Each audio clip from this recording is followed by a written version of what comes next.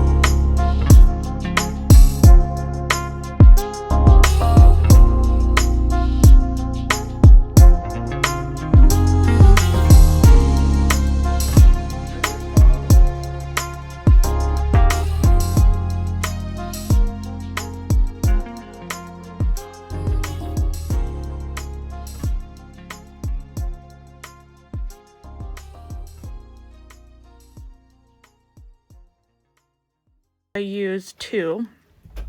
But for this particular order, I'm using a sandwich bag. And I also have stickers that I use, and I use a bubble mailer, and I use a poly mailer too. So I'll just show you all those. If you want to know all the items that I use to pack my orders, I will have a bunch of links in the description box below. So check those out. And if you want to see more of this type of videos, let me know in the comments below. If you liked this video, give it a thumbs up. That lets me know that you like this kind of video and you want to see more. Okay, so here's the poly mailer. These are 7x4 bubble mailers. I got them off Amazon. And these fit nicely in here. And I don't remember the exact measurements of the poly mailers. I just know that they are close to that. So they're just a little tiny bit bigger than the bubble mailers. But I'll have all that information down in the description box.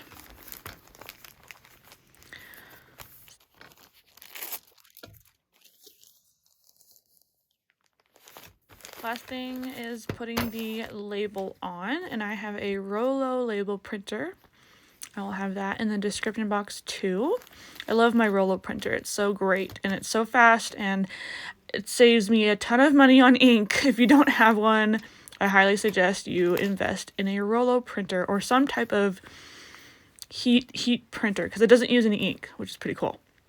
So this is ready to ship. I'm going to ship this out, and I will see you guys in my next video. Bye.